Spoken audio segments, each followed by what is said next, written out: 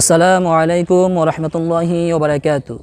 আমি আপনাদের সম্মুখে নাস্তিকদের কয়েকটি ভুয়া যুক্তি সম্পর্কে আলোচনা করব। আলোচনাটি অবশ্যই শুনবেন, ইনশাআল্লাহ আপনার ঈমান বৃদ্ধি পাবে। যে নাস্তিকরা বলে যা কিছু দেখা যায় না তা বিশ্বাস করা যায় না, এই জন্য তারা কি করে, আল্লাহ তাআলাকে দেখা যায় না, এই জন্য তারা আল্লাহ তাআলাকে বিশ্বাস করে না। আমরা বলি অবশ্যই আল্লাহ তাআলা আছেন, সব কিছু আল্লাহ তাআলা সৃষ্টি করছেন। কারণ কি, আল্লাহ তাআলাকে দেখা যায় না, কিন্তু আল্লাহ তাআলা সৃষ্টি দেখলে বোঝা যায় যে এগুলোর মালিক একজন আছেন, তিনি হলেন আল্লাহ। যে পাহাড়, পর্বত, নদী, নালা, চন্দ্র, সূর্য, গ্রহ, তারকা সব কিছুই আল্লাহ তাআলা সৃষ্টি করছেন এবং সব কিছু আল্লাহ তাআলা পরিচালনা করতেছেন। আল্লাহ এগুলো দেখলেই বোঝা যায় যে আল্লাহ তাআলা আছেন। কিন্তু তাদের ভুয়া যুক্তির ব্যাপারে, যে ভুয়া যুক্তিগুলা যায়, যে যাহা কিছু দেখা যায় না বিশ্বাস করা যায় না। আমরা তো দেখি দুনিয়াতে অনেক কিছুই দেখা যায় না, কিন্তু আমরা বিশ্বাস করি। যেমনিভাবে দেখেন, বাতাস দেখা যায় না কিন্তু আমরা বিশ্বাস করি বাতাস আছে।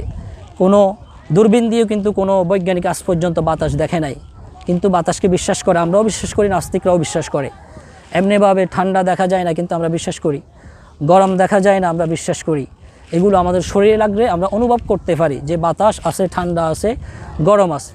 আল্লাহ তাআলা সূর্য সৃষ্টি করছেন, একটাই সৃষ্টি করছেন, একটার মধ্যেই সীমাবদ্ধ আছে। এরপর আল্লাহ তাআলা চন্দ্র সৃষ্টি করছেন, চন্দ্র একটাই সৃষ্টি করছেন, একটার মধ্যেই সীমাবদ্ধ আছেন। তো নাস্তিকরা বলে এগুলো প্রাকৃতিকভাবে হয়েছে, যেহেতু তারা বলে যা কিছু দেখা যায় না তা বিশ্বাস করা যায় না, এই জন্য আল্লাহ তাআলা নাই, এগুলো প্রাকৃতিকভাবে হয়েছে। আচ্ছা বলো তো, প্রাকৃতিকভাবে যদি হইতো তাহলে সূর্য একটা হইয়া সীমাবদ্ধ রইল কেন? সূর্য যদি প্রাকৃতিকভাবে এমনি এমনি হইতো তাহলে হইতে হইতে আসমান, পুরো আসমান ভরে যাওয়ার কথা ছিল। চন্দ্র হইতে হইতে পুরো আসমান ভরে যাওয়ার কথা ছিল, কিন্তু এরকম হয় নাই।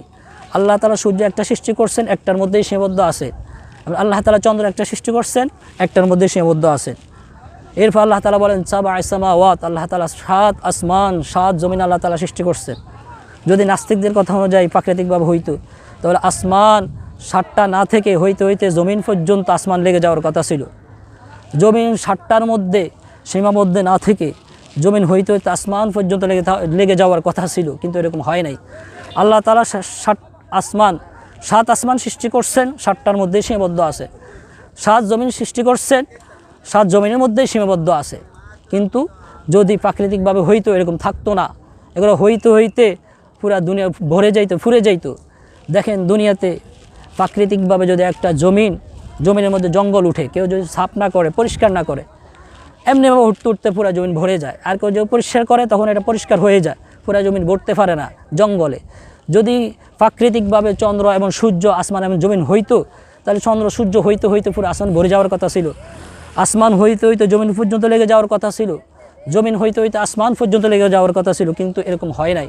না, সব কিছু আল্লাহ তাআলাই সৃষ্টি করছেন, সব কিছুই আল্লাহ তাআলা, সব কিছুরই মালিক আল্লাহ তাআলা, সব কিছু পরিচালনা করতেছেন। এই জন্য ভাই, নাস্তিকদের এই যে ভুয়া যুক্তি, শয়তানি যুক্তি আমরা কখনো মানব না। এগুলো তাদের শয়তানি যুক্তি, মানুষকে ঈমান হারা করার যুক্তি। এই জন্য আল্লাহ তাআলা আমাদের সবাইকে বোঝার তৌফিক দান করুক, আমাদের ঈমানকে আরও শক্তিশালী করুক। আল্লাহ তাআলা আমাদের সবাইকে আরও ঈমানের সাথে, হেদায়েতের সাথে, আমলের সাথে আমরা যেন মৃত্যুবরণ করতে পারি, সেই তৌফিক দান করুক। সকলে বলে আমিন। আসসালামু আলাইকুম ওয়া রাহমাতুল্লাহি ওয়া বারাকাতুহু।